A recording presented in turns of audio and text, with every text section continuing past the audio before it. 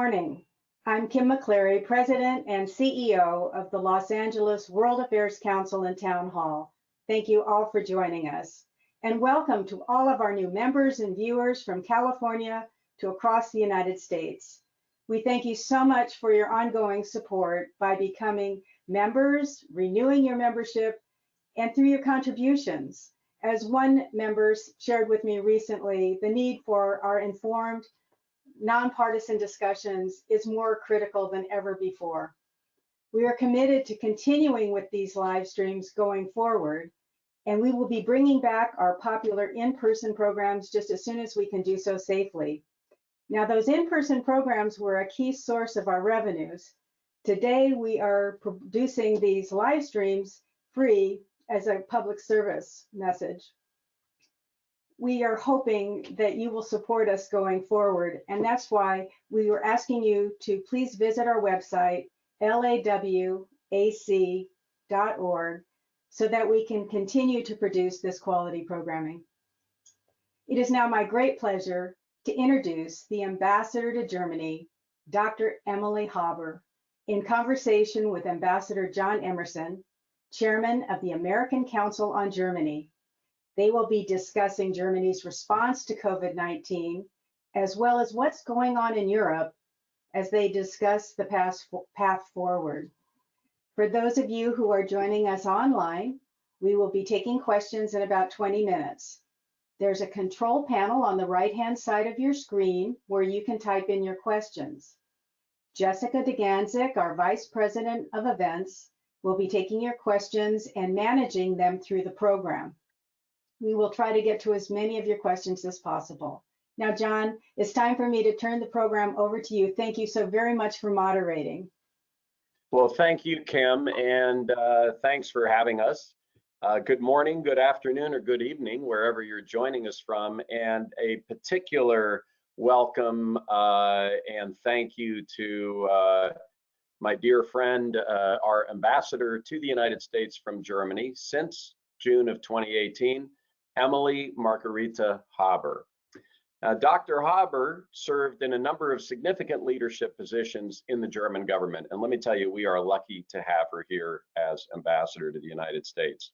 For instance, she was the state secretary, which is the deputy secretary of state equivalent, in the foreign ministry from 2011 to 2014, and then she moved over to the Ministry of the Interior, serving as state secretary there as well, which put her in charge of Homeland Security and immigration policy during a time that included Germany's refugee crisis, as well as the return of terrorism to European soil. And Emily was the first woman to hold either post.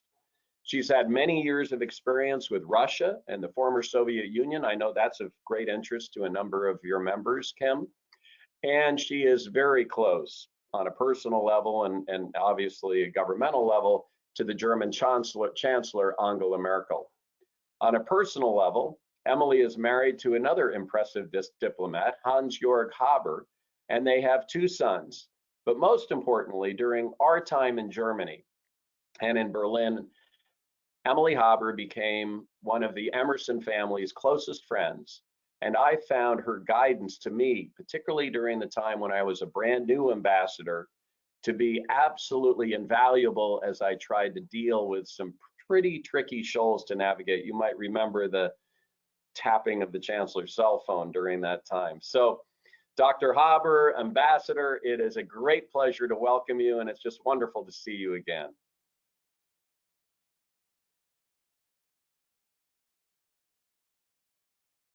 You might be on mute, Emily. I hope you can hear me now. Perfect. Very good. So thank you, John, for these kind words. Whenever you speak about me, I think you're speaking about somebody else. But of course, I'm grateful, and I will just consume whatever niceties you had to say. Thank you, Kim, to you for inviting me to today's discussion. And actually, I'm looking very much forward to it. Well, let's get started. First of all, let's talk about the world in which we're living. How have you and your embassy colleagues been managing through this work from home world particularly given the fact that such a large part of an ambassador's job is traveling and getting to know the country to which you're posted. How are you all handling that? Yes, that was quite difficult to get used to because, as you said, ambassadors should travel, ambassadors should be meeting people, ambassadors at times negotiate, and whenever you do that, you actually need to see the person in front of you. You need to gauge the reaction. You need to get a sense where whatever you say gets it wrong because you sense it because of the reaction. Now I don't. Now I don't see your viewers rolling their eyes because whatever I say, I see you, albeit in a very small format, but I am like someone talking to herself, you see, and that makes work difficult. We are working with very small staffs. We are alternating, and we usually don't meet people anymore. Today for luncheon, I had met a very small group of people, but usually that's been very, very rare over the past 90 days. So my conclusion is some things will turn to the better, which is we're getting better equipment. Digitization of the foreign ministry and the embassies are getting much, much better. I think in future we'll see that not every time you need to travel if you want to talk to other people, but the core of the business of a diplomat will remain something that is a bit remiss during this crisis, and that is traveling, getting a sense of the country. Being enclosed in a residence or an embassy means really receiving a very one-dimensional glance on the country, mostly from the capital's vantage point, and that only covers a tiny part of the picture. So I am really looking forward to a return to normalcy, which will have altered because of Corona crisis, but will allow for more humanity in diplomacy, which means human contacts. Oh, I think we're all hoping for that. And I mean, we are lucky in that you do know so much about our country in any event that you were able to bring to this place. But boy, I understand it's got to be frustrating on some levels. Well, look, Emily, about 2 weeks ago, we thought the focus of this discussion was going to be on the global response to COVID-19, the pandemic, and on our efforts to address the economic crisis that we're also dealing with. But I'd like to open up by getting your reaction to what you've seen developing in the United States in response to the killing of George Floyd and the large peaceful demonstrations, not only throughout the United States, but this weekend in Berlin and in other European capitals as well. You're right. The demonstration and the reactions to the death of George Floyd has been a signature event not only for the United States, but also beyond the Atlantic, across Europe, and as you pointed out, in Berlin. I think it is because it must have spoken to people far beyond the city where it actually happened. It spoke to a sense or experiences of people, obviously across the United States, but obviously also in Germany. There's no doubt there is racism in Germany too. And I think when people observed what was happening here and the forceful response to it and the calls for change and for tackling the issue, translated into something that was an experience and a conclusion in Germany as well, and not only in Germany, in other countries too. We've seen that before too. I find that the rights revolutions we've seen develop in the United States across the 60s and 70s, that was something that traveled instantly to Europe as well, to European countries as well, and translated itself there into local experiences and local calls. Actually, it even pervaded diplomacy. I don't think that in the 1960s or early 1970s, diplomats would have talked much about human rights. Well, by the early 1980s, diplomats started to talk about human rights because the notion of human rights and the universality of it had pervaded the sense of politics, not only domestic politics, but also international politics. Oh, that's a very interesting point.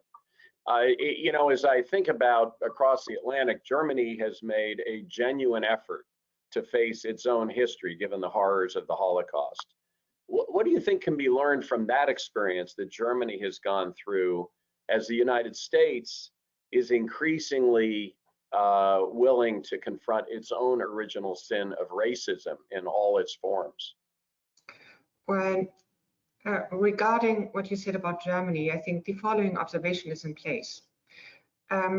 When the Second World War ended and Germany was defeated, every shred of alleged legitimacy of the horrid ideology and of Nazism, etc., had evaporated. There was nothing left, and even in spite of that, it took many years. It took perhaps several decades until Germany really sustainably started to confront the horrors of its past and its responsibility.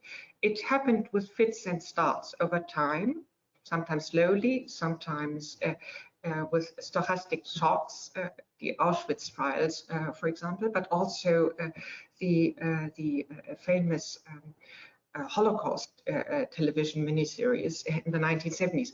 All of these were events that not fundamentally, but that profoundly changed the way Germans looked towards their past. So what I want to say is, it's not as if it happened overnight. It took many years. Germans oftentimes were much too slow in recognizing their responsibility. I think by the mid-1980s, you will remember the famous speech of then Federal President von Weizsäcker, when he was the first one to talk about the end of the war not as a defeat, but in a public and famous speech as liberation. That shows you the different stages of actually acknowledging and confronting the past. I'm saying all of that because I never feel comfortable if people ask me what you can learn from Germany when confronting the past, because it took us a long time. Having said that, I think the most important thing in confronting one's past, whatever it is, or traditions of one's past, is education. Is education and transparency and knowledge. It's the key to realizing what the legacies of our pasts are. That's a really good point. I mean, when you mentioned the miniseries, The Holocaust, and the impact that had, that of course was done and produced by and followed the same folks, David Wolper, who produced Roots, which I think brought the reality of slavery to a lot of Americans who hadn't thought about it. And I think from the standpoint of education, it's not just education about the history of what happened, it's also education about the reality of what is happening today in people's lives, because we sometimes live in such a polarized world these days that I think it's harder for people to understand the reality of other people's lives. So I think that has to be an important part of it as well. So, but thank you for your thoughts on that. Moving back to the I think in every generation, and perhaps even in between, nations start and societies start to renegotiate what they think their past was. History is not something that is frozen, like a frozen amber, you know, a flea or a fly in frozen amber. History is constantly renegotiated because it's about the identity or the multiple identities in our present societies. And sometimes you see that evolve very passionately, as it does now, apparently, and not only here, but also in Europe. And sometimes it's it happens in an invisible and glacial pace. That's very Hegelian of you, I think. That observation is absolutely right. And this is you know, an interesting point in time where that pace may be speeding up a little bit, which I think is good. Moving back to the topic we originally thought we would begin with, Germany seems to be ahead of us, both in terms of addressing the COVID pandemic in the first place and in terms of beginning to reopen its economy. Can you give us a sense of what is the current status in Germany of the reopening of the economy? Are people going to restaurants? Are they wearing masks? Are businesses starting up again? What's going on the ground there?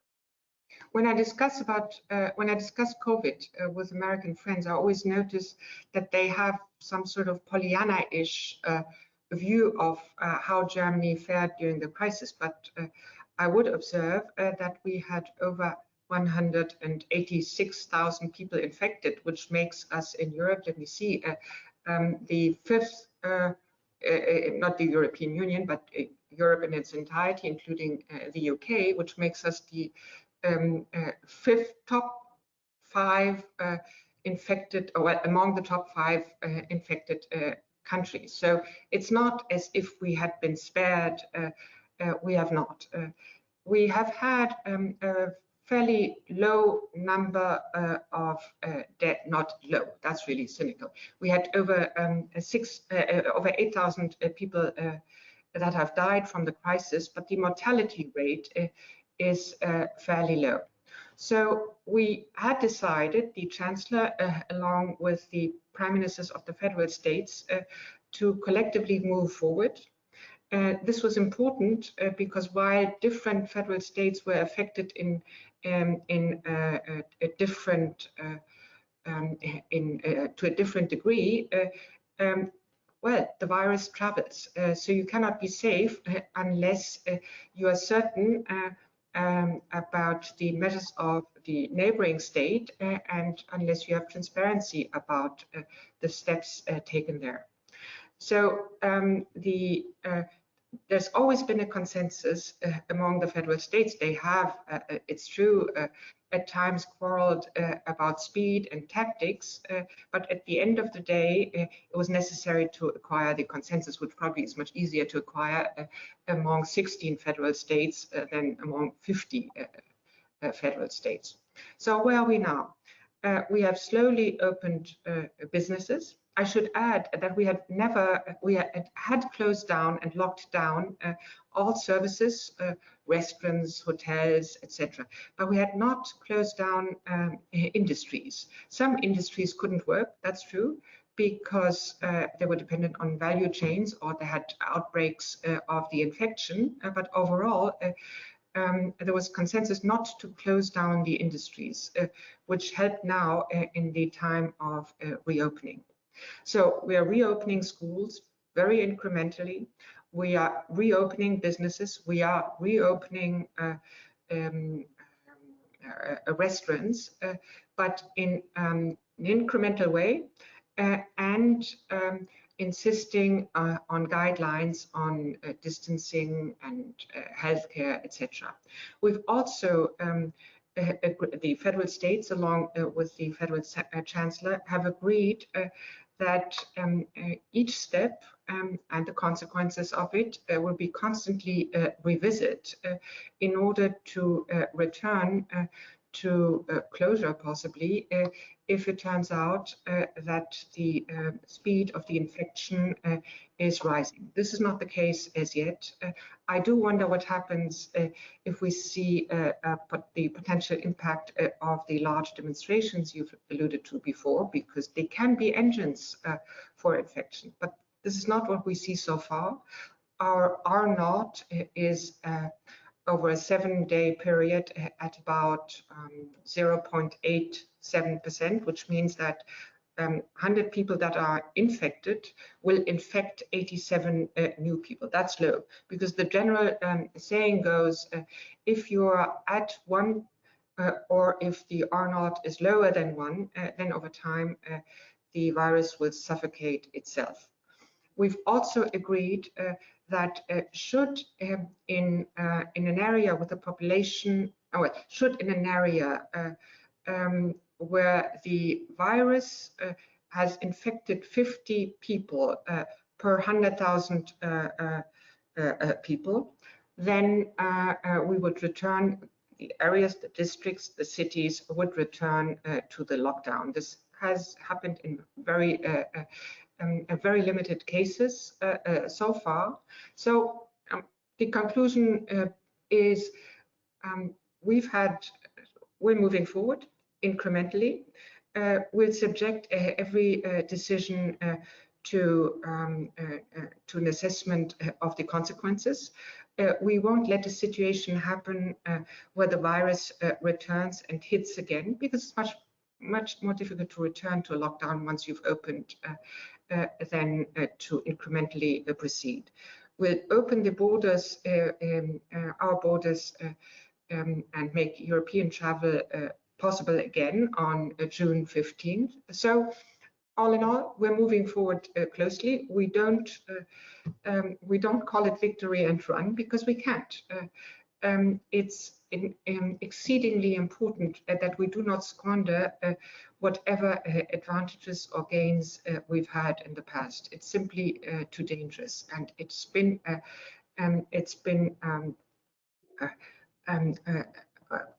deep conviction of ours, never ever to let the hospital systems be overwhelmed by an onslaught of people infected. Because if that happens, that means people come too late to the hospital. It means it's much more difficult to treat them, and so forth. Well, I'll tell you, it may not be victory, but it certainly sounds encouraging, and I think there are some things that we can learn, from how Germany is handling this, and we'll be obviously watching it very closely. Just one question on the border opening: is there any indication on when the EU will relieve? As I understand it, if American citizens go over to Europe, they have to still self-quarantine for 14 days. Is that going to be lifted, or has that already been lifted? No, it hasn't been lifted as yet, and I cannot give you any concept of when and how we're going to move forward. That's obviously a question that is hugely important for us, as it is, by the way, vice versa, important for Europeans, businessmen and teachers and journalists to travel to the United States, which remains not possible to date. Yeah, exactly. I get a lot of calls on that. Let's move now to the public policy response to try to deal with the fallout from the economic close down. Chancellor Merkel made news a couple of weeks ago, both with the unveiling of the well-received German economic stabilization program, and with a commitment towards a significant relief package that would be delivered through the EU. And this is quite a turnaround from the days, even the beginning of this year, when I would speak to people in the kind of the financial world, or the finance ministry in Germany. There was always that dedication to Die Schwarze Null, the black zero, a balanced budget. And this has been quite a change, particularly looking at the EU front. Can you talk about that a little bit? Yeah, it's I wouldn't call it a turnabout or turnaround, but it's true that we have revisited previous positions or dropped previous positions. Now, let me explain the context, because it's hugely important to understand the context. We're going to see an economic downturn in Europe at about 7-8%. It will be 9% in countries like Greece or Italy. It will be 6% in Germany. So this is huge. And this doesn't happen because of policy decisions that have been taken in individual countries. It doesn't issue from strategies. It's not cannot attribute it to individual responsibilities. No, this happens because we've seen a virus affecting the entirety of European countries, perhaps in different manners, but in a way that was impossible to prevent or prepare for by individual countries. And this requires really a different response. Also, I find it somewhat misleading if people say this is a total and sudden turnabout, because there's a background and there's a prehistory to it, which is that by March and April, the European Union, along with the EIB and the European Central Bank, had put forward a number of steps that allowed liquidity for companies, additional liquidity for companies that were hit, for corporations, etc., or for individuals. And that was already huge. There was the economic recovery package, relief package by the European Union, which amounted up to 450 billion euro. So this was already the background, and already at the time we had flexibilized or even dropped previous rigorous stability positions that we had. So this the funds that could be attributed by dint of this package were not, there was no troika, there was no controls, there were no austerity programs. No, the money went to the countries or to recipients that were affected by the virus. So that's the background, and that's the prehistory, and a prehistory that also somewhat stepped away from what we had insisted on in the framework of the Stability Pact previously. So, but it was obvious at the time that this would not be sufficient, and that we would have to look at new ways to tackle the long-term impact of the crisis. And it was also obvious that if we were not going to do that in a way that benefited the countries most affected and would underscore the principle of solidarity on which, after all, the European Union is founded on, then the political price tag would be huge. And this is the reason why the French president and the German chancellor, who both come from different vantage points in terms of how an economy has to be conducted, etc., they decided to bridge their differences. And the effect is, the result is, yes, for the first time now, that's our proposal, by the way. It's still under discussion. And meanwhile, the European Commission has put forward a proposal on its own, which very much tracks suggestions that have been made in the German-French proposal. But it's not the end of the day. There are critics, there are different opinions, different countries in Europe are pulling into different directions. But usually our experience is, if countries with very different notions on how to proceed, like Germany and France, bridge their differences, this is somewhat of a template for a wider compromise. And with this caveat, I would say what is new is we have accepted that the European Union can actually raise money on the financial markets. We have accepted that it can hand out cannot only hand out this money by dint of credits, but also by dint of grants. This is new. Both is new. This does not mean Corona bonds, Euro bonds. We still remain opposed. The difference is it's not individual countries that raise the money for problems they have. It's the European Union. The money will have to be repaid over a long period, but by every country. And it's and in that context, it's irrelevant whether it's grants or credits. So this is the change, and I would say it's a change that is predicated on the premise it's a standalone. It's a standalone position because the situation is so extraordinary and unprecedented, and we need to do it because Europe will only recover if the individual countries are able to recover, and if we manage in our response to the crisis to provide more convergence and more resilience to different European economies?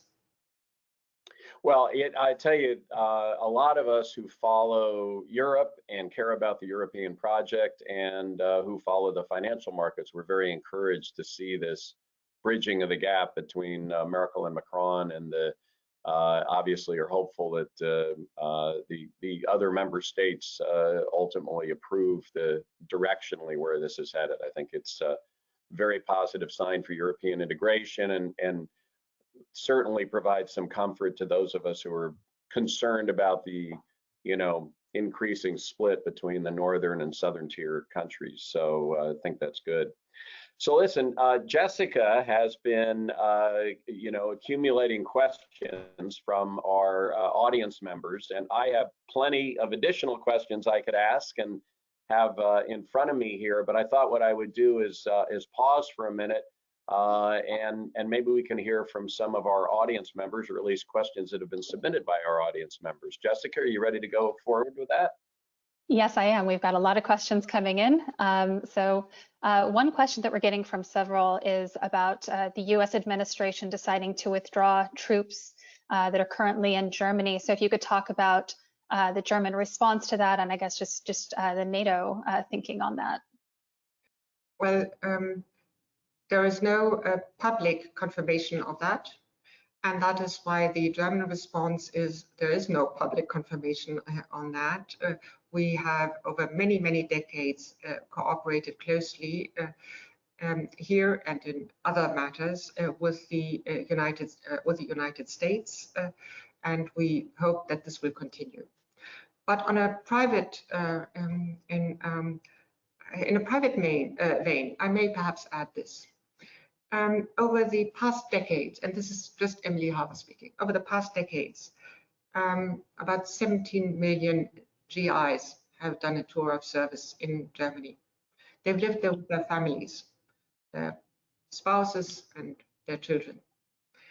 The number is much, much smaller today. It's about at 34,000, but it's obvious if you look across the decades that this is a huge interface between Americans and Germans. And I believe that John, as a wonderful former American ambassador to Berlin, can testify to that, how important this interface has been.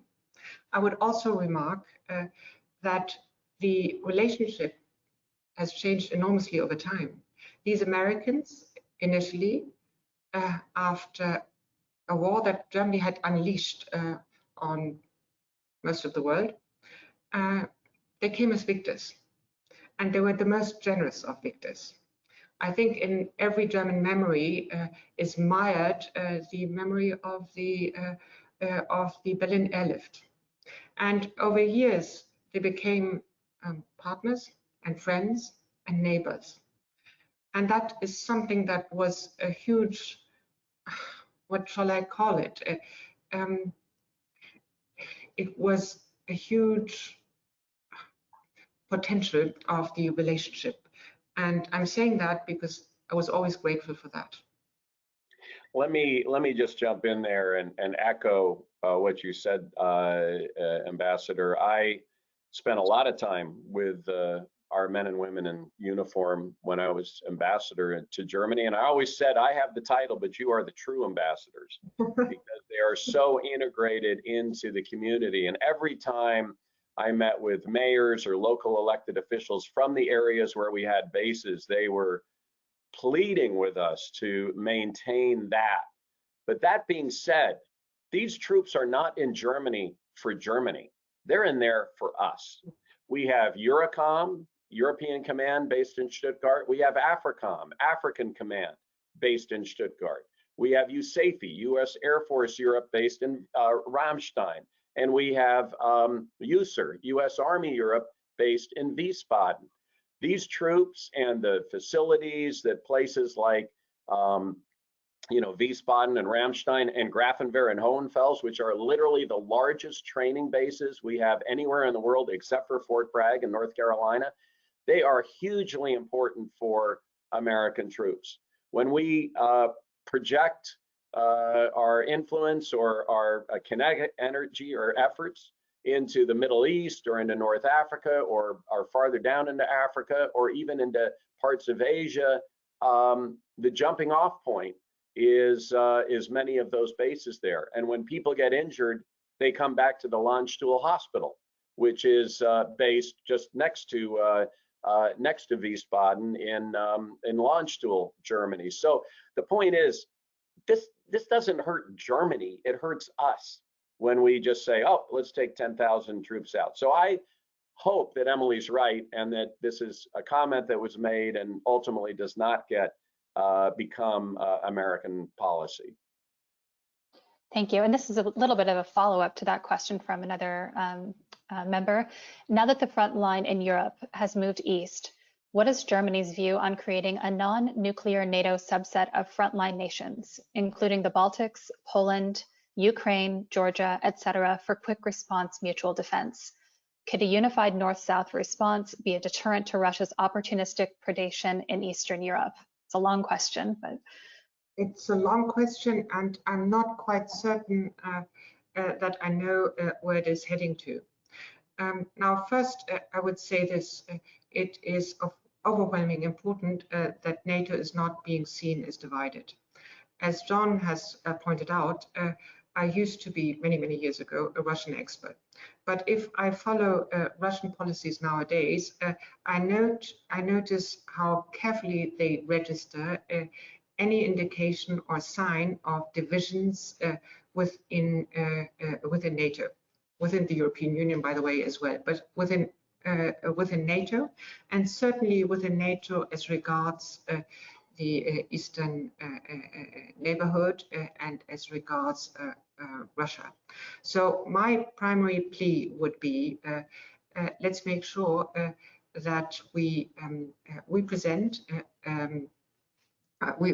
a unified front to our Eastern neighbor. Let's make sure that we do not highlight or publicize differences we may have among ourselves. Let's make sure that we argue out the differences that we may have.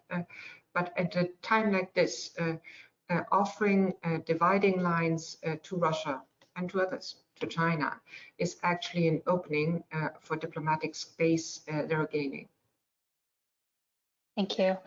This questioner mentioned. Can I just jump in there with a quick question on the follow-up on the Russia piece, Emily? Obviously, we read in the news that the chancellor declined to come and visit the United States for an in-person G7 this month, or maybe it was next month. The President Trump has now pushed that to the fall. But one of the things he's insisting on is inviting Russia to what the G whatever, I guess, that it then becomes. I know host country heads of government are entitled to invite other people to these kinds of gatherings. But as someone who spent so much of her career in Moscow and studying Russia, what is your view on whether it's a good idea to bring Russia back into the G7, particularly in light of the Ukraine situation? Well, I'd make different observations.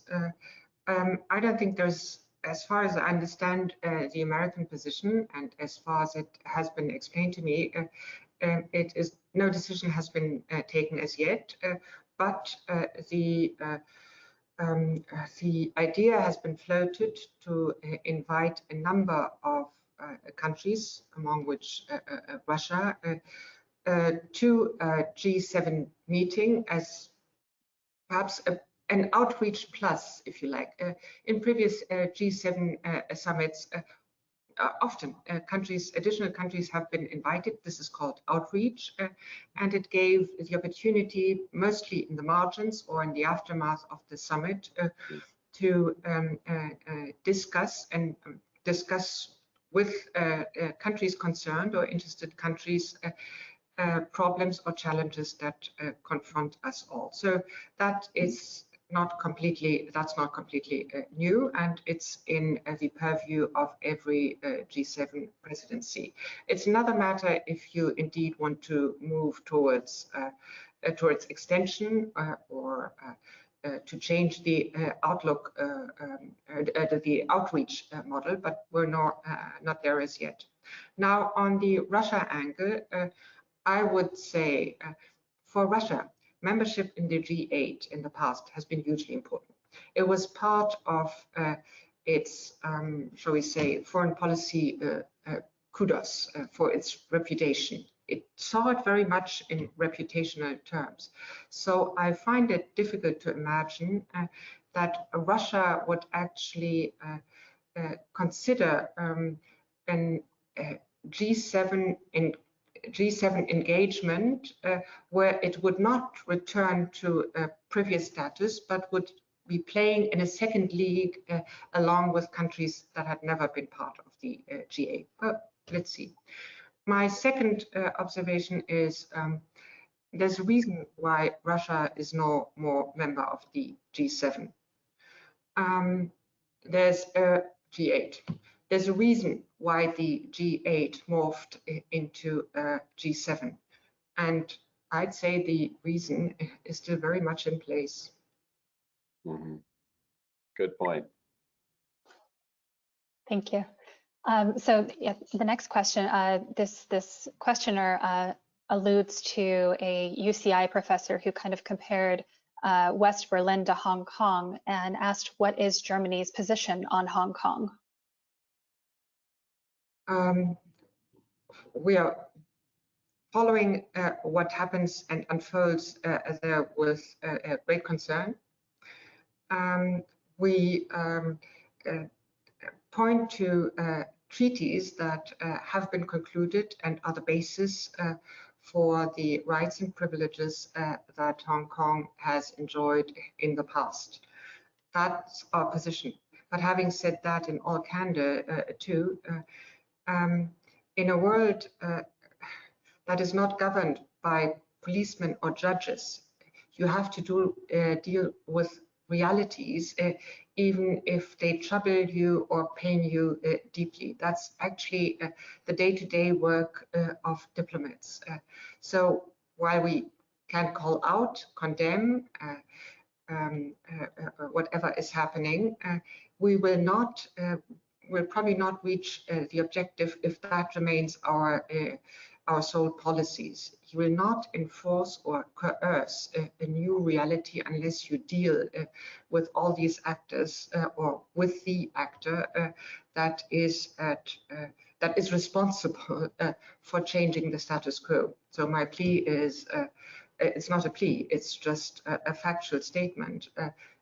We'll have to deal with China. China is a superpower. It's a technological superpower. It is simply there, and it is too big to ignore. So any conclusion that what happens in Hong Kong should be translated into decoupling or turning away from China or extricating ourselves from globalization would actually defeat the purpose. Thank you. How has the coronavirus affected the EU-UK trade negotiations? And do you think an extension of the transition period will be required? All right. Coronavirus has slowed down very many negotiations, as you know, not least the US and the UK negotiations, certainly the trade talks between the EU and the United States as well. I cannot comment on the extension because I have no feel where UK politicians are actually heading for. But it's true, time is running out. Thank you. To what do you attribute Germany's success in handling the COVID-19 pandemic? How did you come up with good testing so quickly? Well, the second part of the question is easier to answer. I would somewhat, as I already indicated, refute the premise of the first part of the question. Yes, we had some advantages, we had some successes, but very many people died in Germany too.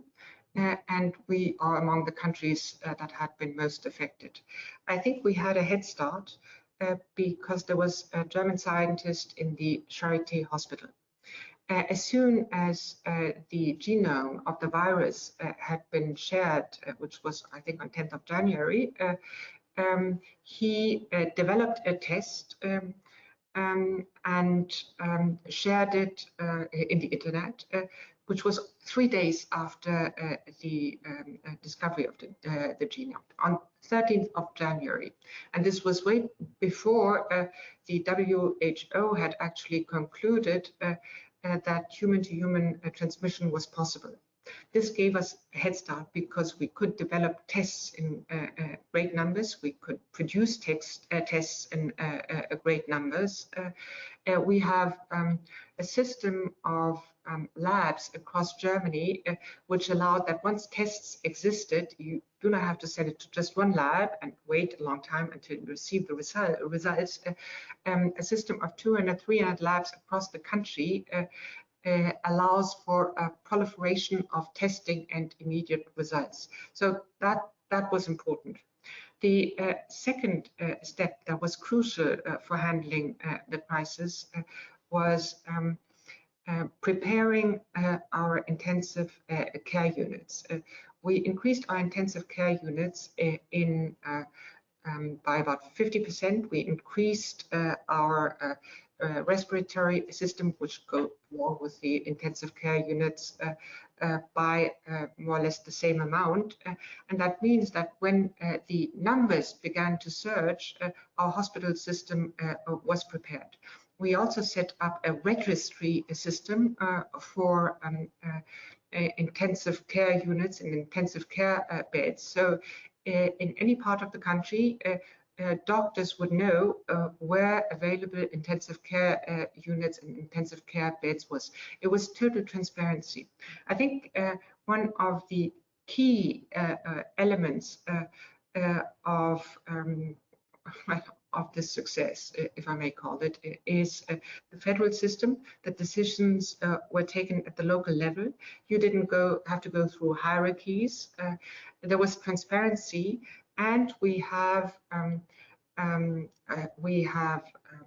system in place long before the crisis already that allowed us to share information, to acquire transparency, and to coordinate among the different layers of government in the federal states and on the federal level.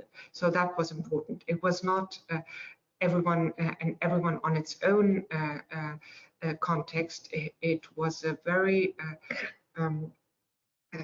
intense and multi-layered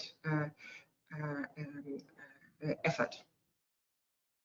That's very helpful to know, but I think it's also fair to say that another aspect of the head start you had was that you had a head of government who was a scientist, who listened to and immediately responded to the science as it became available back in early January. Well, even here, I will tell you that's true. That's true, but it's not as if we hadn't made mistakes. Now, mind you, I had to manage crisis in the past too. In every crisis, people, countries, governments make mistakes, especially if there's no template for a response. So the early surges in numbers we had happened because young people went to skiing holidays, even though it was already known that a very dangerous virus had reached Europe. And carnivals took place. This was end of February, right? And the first cases in Germany had long been known. So, but having said that, it's true. When by end of February, early March, it became clear that this was going to be huge, that Germany was going to be hugely affected, and probably the rest of Europe too. That was the moment when understanding the complexity of science became of profound importance for government decisions, because scientists didn't know or knew very little about the virus, as they still do now. government officials, therefore, knew very little. And we had to rely on what we actually knew. We had to factor in constantly new knowledge that we acquired, and that in turn would only come from scientists. So understanding the complexity of science, which constantly evolved over that period, was indeed key. Thank you. Can you talk about the impact of the pandemic to the refugee and immigrant population in Germany, and what Germany may be planning to do to help support countries facing greater economic and famine risk because of the pandemic? Yes. You see specific peaks of the illness in all environments where people live closely together, have little chance of social distancing, live in large family units, go to events that mean larger crowds. So having said that, obviously, if you speak about refugee facilities, that's one of the environments where the virus could potentially hit hard, and in some cases did. What we also saw that during the crisis, migration everywhere, by the way, here too in the United States, migration dropped. This was not because the reasons for migration have suddenly and miraculously vanished. And it's not because people stopped hoping for a better future elsewhere. It happened because it was no more possible to actually migrate, to cross borders, or to cross seas. I'm saying that because we should not extrapolate from present numbers that migration is not something that will return as a major issue for our societies. You are right. Our collective effort right now, you see, we very much focus on the virus affecting European countries or the United States. Brazil and India, meanwhile, are among the top countries affected and closely tracing, well, following what I think it's Brazil by now is the second largest country affected, India, Russia, etc. But the third world, Africa, other Asian countries, that's something that may follow, will follow, and where we are not yet prepared. It will affect us. In turn, it will come and revisit us, not only because we live in this hyper-connected world and we cannot, on the long run, completely wall off other countries, but it will affect us also in economic terms. If these countries are affected, their economies will be affected, value chains will be affected. It will have an impact on our collective economy. So I'm just saying, if we fare well, if the United States fare well, says nothing about the backlash that we may yet see. And this, I'm saying this because it's of profound and monumental importance that we see our responsibility for these countries, which are much more vulnerable than we are, and have a much lesser degree of preparedness than, say, a country like Germany may have. We are therefore very much invested in efforts by the United Nations and by the European Union in order to help shape resilience in these countries. In the UN humanitarian response effort, Germany is the single largest contributor, even larger than at the United States, simply because we see the point. We see the relevance of supporting countries that in the long run will be much more vulnerable than we are in acquiring resilience and acquiring preparedness and in helping mitigating the effect.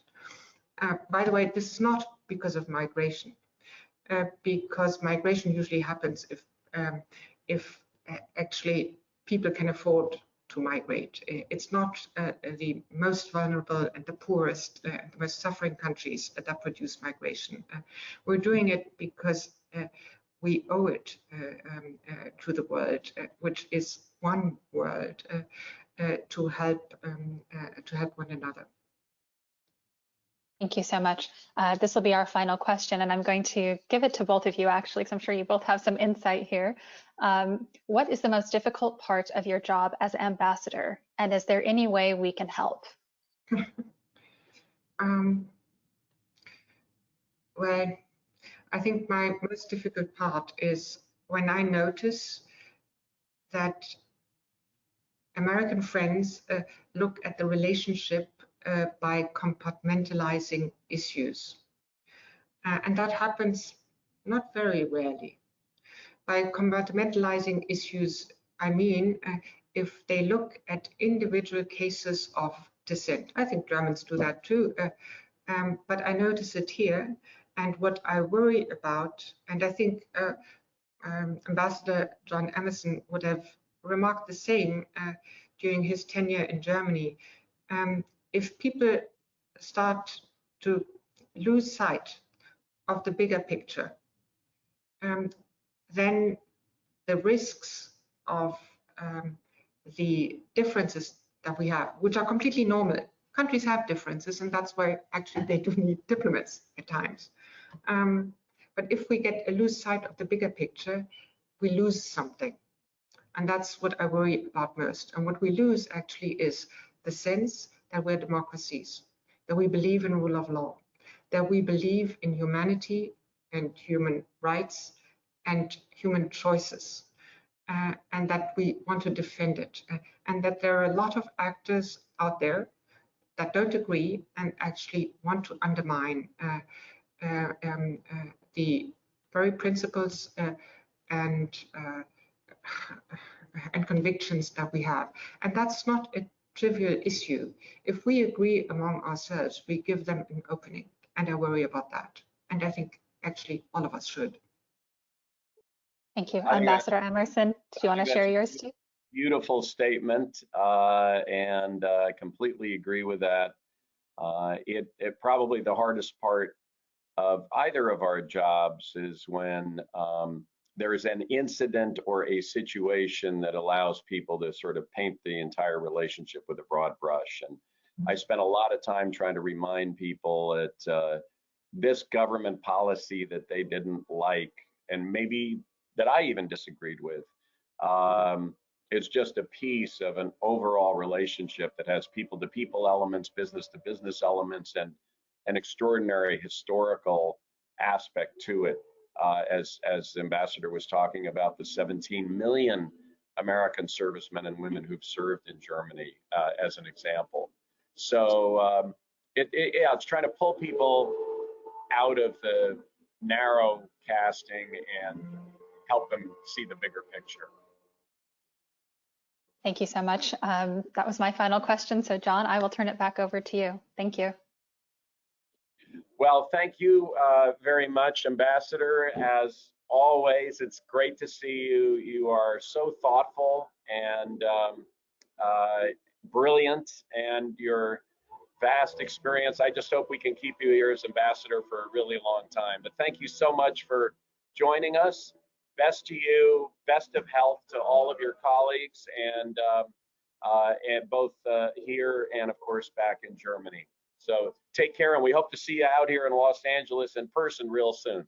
I promise. And thank you for having me. I enjoyed it very much. And thank you, Kim.